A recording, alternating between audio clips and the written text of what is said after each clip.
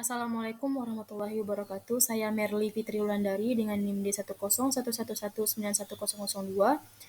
Saya ingin memaparkan seminar proposal tugas akhir saya yang berjudul Studi Sinergi Gedung Parkir dan Bus Kota dalam Upaya Pemecahan Masalah Perparkiran di Taman Kota dan Pemberdayaan Gedung Parkir serta Bus Kota, Studi Kasus Kota Pontianak. Dengan dosen penguji utama Ibu Sumiyatina STMT, dosen penguji kedua Bapak Heri Azwansyah STMT, dosen pembimbing utama Bapak Dr. Said STMT, dan dosen pembimbing kedua Ibu Dr. Elsa Trimukti STMT. Pendahuluan. Gedung parkir dibangun pada tahun 2017 oleh pemerintah kota pada Jalan Lejen Suprapto. Kemudian dengan resmi digunakan pada awal tahun 2020. Sejak digunakan, gedung parkir Pontianak masih belum juga mengatasi masalah perparkiran. Kenyataannya, para pengguna kendaraan tetap parkir di trotoar dan badan jalan yang jelas memang dilarang untuk parkir. Seperti diberitakan Pontianak Post 17 Mei 2023, gedung parkir belum balik modal. Gedung parkir milik pemerintah Kota Pontianak beroperasi tidak sesuai dengan fungsinya, dikarenakan gedung parkir tersebut tidak hanya digunakan untuk memarkirkan kendaraan, tetapi juga untuk kegiatan event organizer. Dikabarkan juga gedung parkir masih belum bisa mampu berkontribusi untuk pendapatan asli daerah yang ditargetkan. Pemerintah Kota Pontianak juga menyediakan fasilitas bus kota yang ternyata belum dirasakan manfaatnya oleh banyak masyarakat, sehingga pemanfaatan fasilitas umum berupa bus kota ini kurang optimal. Hal ini akan berdampak pada masalah pemberdayaan fasilitas umum ke depannya. Pemerintah kota telah mengelola beberapa wilayah strategis untuk dijadikan ruang terbuka hijau publik. Beberapa di antaranya seperti Taman Digulis Pontianak, Taman Auditorium Universitas Tanjung Pura Pontianak, dan Taman Catur Ayani. Terdapat pula Taman Alun Kapuas dan Waterfront Kota Pontianak. Banyaknya masyarakat yang mengunjungi tempat tersebut menimbulkan masalah pada kapasitas parkir di tempat tersebut. Permasalahan utama terhadap kapasitas parkir pada taman-taman tersebut adalah kurangnya ketersediaan lahan parkir. Hal ini berbanding terbalik dengan jumlah kendaraan yang terus meningkat, sehingga menyebabkan adanya kebutuhan akan lahan parkir.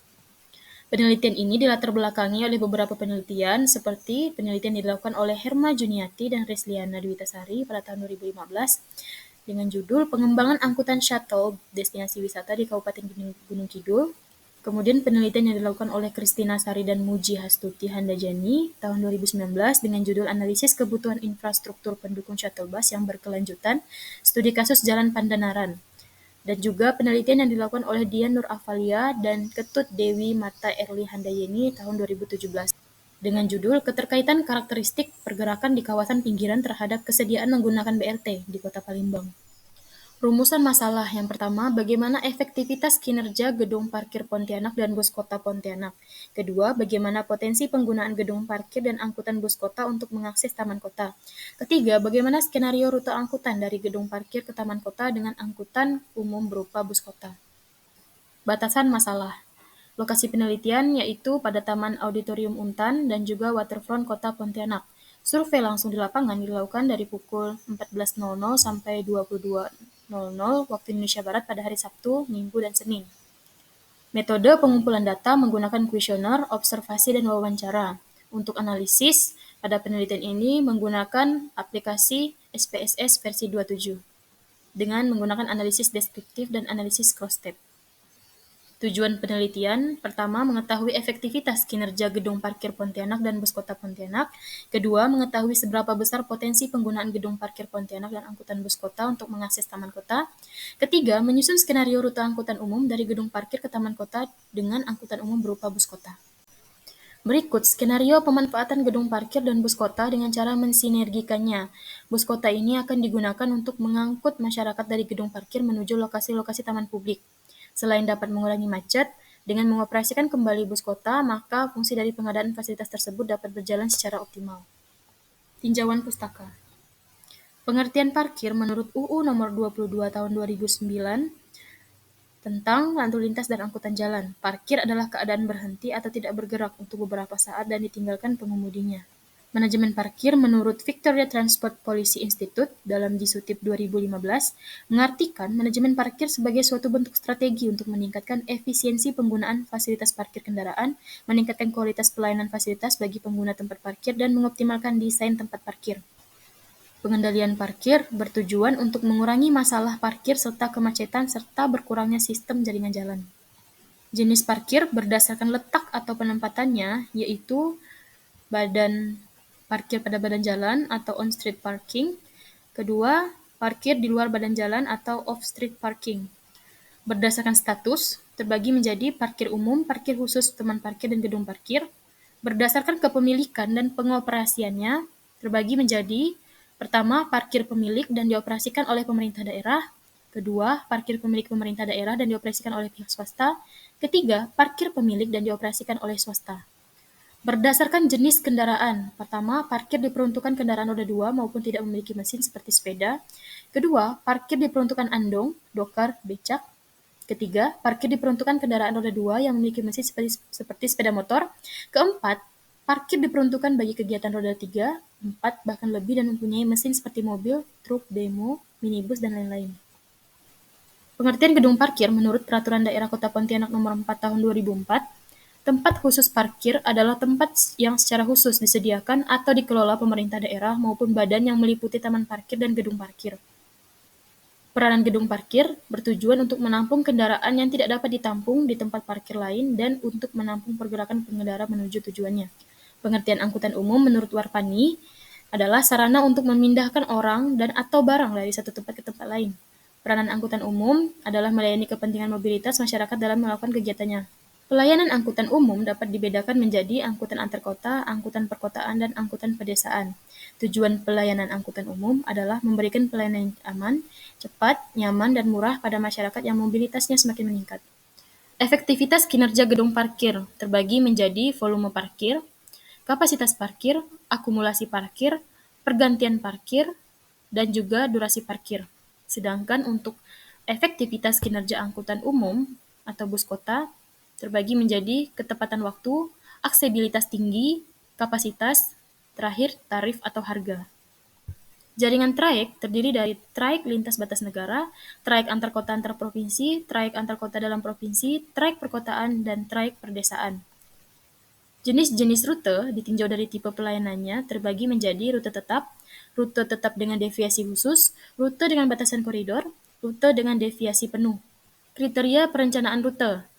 Pertama, rute dapat membangkitkan kebutuhan pergerakan. Rute yang unik tidak overlapping dengan rute lain, rute yang pengoperasiannya memberikan kenyamanan pada penumpang, rute yang memiliki pencapaian waktu tempuh yang memadai, rute yang memiliki kejelasan di mana penumpang tahu di mana harus naik, turun, dan berganti rute. Terakhir, rute yang mudah dicapai oleh pengguna. Beberapa metode untuk menentukan rute angkutan bus sebagai berikut. Yang pertama, menganalisis data permintaan dan penawaran. Kedua, menganalisis kriteria rute. Ketiga, mencari informasi terhadap pihak terkait. Keempat, menggunakan perangkat lunak untuk visualisasi rute. SPSS merupakan software powerful yang digunakan untuk analisis statistik. Analisis deskriptif adalah metode statistik yang digunakan untuk menggambarkan dan meringkas data tanpa membuat kesimpulan yang berlaku umum atau generalisasi. Analisis cross-step dilakukan dengan 3 uji, yaitu uji chi-square, uji taraf signifikansi, dan uji koefisiensi kontingensi. Metodologi penelitian. Berikut lokasi penelitian. Pada Taman Auditorium Untan, berdasarkan hasil survei pendahuluan, didapat beberapa titik parkir yang digunakan untuk memarkirkan kendaraan. Dan terlihat pada gambar bahwa masih banyak kendaraan yang parkir di badan jalan. Begitu juga pada Waterfront Pontianak, terdapat 2 titik parkir, dan pada lahan parkir yang digunakan untuk memarkirkan kendaraan, masih juga banyak kendaraan yang parkir di badan jalan. Untuk alat penelitian, yang pertama, formulir survei, kedua, alat tulis, ketiga, hand counter, keempat, kamera. Untuk metode pengumpulan data, yang pertama data primer, yaitu survei jumlah pengunjung dan kendaraan parkir, kedua, wawancara, ketiga, kuesioner, keempat, dokumentasi dan observasi. Untuk data sekunder, yaitu data jumlah penduduk Kota Pontianak, dana gedung parkir Kota Pontianak, dan data bus Kota Pontianak. Dari data Badan Pusat Statistik Kota Pontianak, diketahui jumlah penduduk Kota Pontianak dari tahun 2021 sampai 2023. Untuk mengetahui jumlah penduduk Kota Pontianak tahun 2024, maka dilakukan perhitungan proyeksi untuk tahun 2024. Dari hasil perhitungan, dengan menggunakan metode geometrik, didapat total penduduk pada tahun 2024 sebanyak 682.875 jiwa. Untuk menghitung jumlah sampel, digunakan 2 metode. Metode pertama yaitu penentuan sampel Isaac dan Michael. Dari taraf kesalahan sebesar 5% didapat sampel sebanyak 348 sampel. Kedua, metode Youd tahun 1999. dengan besar sampel 1% dari populasi didapat jumlah sampel sebanyak 6.829 sampel. Dalam penentuan sampel, digunakan pendapat Sugiono 2009 yang mana mengemukakan bahwa ukuran sampel yang layak dalam penelitian antara 30 sampai dengan 500.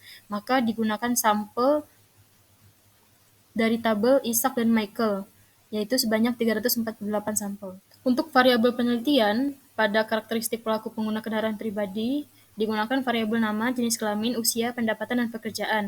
Untuk karakteristik perjalanan pelaku pengguna kendaraan pribadi, digunakan variabel jenis moda transportasi, tujuan kunjungan, asal perjalanan, jarak perjalanan, frekuensi kunjungan, dan waktu kunjungan. Pada kesediaan menggunakan gedung parkir dan bus kota, digunakan variabel pengetahuan gedung parkir dan bus kota, fasilitas pendukung, rute layanan, tarif layanan, toleransi waktu tunggu, dan kesediaan untuk peralihan parkir. Pengolahan data. Tahap pertama, data survei lapangan yang telah terkumpul dicek kelengkapannya. Kemudian dilakukan tabulasi data. Lalu cek data primer dan data sekunder apakah sudah sesuai target atau tidak. Tahap kedua, melakukan uji validitas dan reliabilitas menggunakan SPSS. Tahap ketiga, melakukan pengolahan data dengan analisis deskriptif menggunakan SPSS. Lakukan analisis efektivitas kinerja gedung parkir dan bus kota, kemudian analisis potensi penggunaan gedung parkir dan bus kota. Tahap keempat, lakukan analisis cross-tab menggunakan SPSS untuk mengetahui keterkaitan antara karakteristik perjalanan pelaku pengguna kendaraan pribadi dengan kesediaan menggunakan gedung parkir dan bus kota. Tahap kelima, lakukan penentuan rute angkutan dengan menganalisis permintaan, penawaran, dan kriteria rute, serta mencari informasi kepada pihak-pihak terkait, kemudian buat usulan rute angkutan menggunakan software GIS sesuai dengan hasil analisis yang dilakukan. Tahap penggunaan software pengolahan statistik SPSS, yaitu pertama, analisis deskriptif. Buka software SPSS. Pada tampilan SPSS diketahui terdapat variable view dan data view. Isi bagian variable view sesuai data yang diperlukan. Pada bagian variable view diisi variabel yang digunakan. Kemudian setiap kolom disesuaikan berdasarkan variabel yang digunakan. Setelah selesai, mengisi semua variabel, lanjutkan untuk mengisi data view. Masuk pada data view, copy data yang sudah disiapkan dari Excel, lalu paste data ke bagian setiap variabel yang sudah ada. Selanjutnya, buat output data dari SPSS. Kembali pada tampilan SPSS, klik pada bagian Analyze, lalu pilih Descriptive Statistic, lalu klik Descriptive. Kemudian terdapat tampilan deskriptif, lalu pilih semua variabel dan pindahkan data ke bagian variabel dan pilih Options. Langkah selanjutnya, pilih Descriptive Options yang diinginkan dengan cara memberi centang pada pilihan sesuai kebutuhan yang diinginkan. Kemudian klik Continue dan klik OK. Berikut contoh dari hasil analisis deskriptif. Selanjutnya, analisis cross-tab. Tahap awal analisis cross-tab sama dengan tahap awal pada analisis deskriptif. Namun, pada bagian Analyze, pilih Deskriptif Statistik lalu pilih Cross-tab. Kemudian, pindahkan setiap variabel bebas ke bagian row dan variabel terikat ke bagian kolom, lalu klik Statistics. Pada bagian statistik, pilih uji yang diinginkan dengan memberikan centang pada uji tersebut, kemudian klik Continue, lalu OK. Berikut contoh hasil dari analisis cross-tab. Untuk bagan alir penelitian, dimulai dari identifikasi masalah, lanjut studi literatur, lanjut metodologi penelitian, kemudian pengumpulan data, data primer dan data sekunder, lalu pengolahan data, efektivitas kinerja, gedung parkir Pontianak, dianalisis berdasarkan karakteristik parkir dan kepuasan pelaku parkir, lalu bus kota Pontianak dianalisis berdasarkan aksesibilitas, kapasitas, ketepatan waktu, dan tarif angkutan. Lalu, potensi penggunaan gedung parkir dan bus kota Pontianak dianalisis antar karakteristik dengan kesediaan menggunakan metode cross-tab dengan bantuan SPSS. Lalu, alternatif rute angkutan bus kota dianalisis berdasarkan permintaan dan penawaran, kriteria rute, dan Geographic Information System sebagai visualisasi. Lalu lanjutkan analisis deskriptif dengan bantuan software SPSS, lakukan kesimpulan dan saran, selesai. Berikut daftar pustaka yang digunakan. Terima kasih.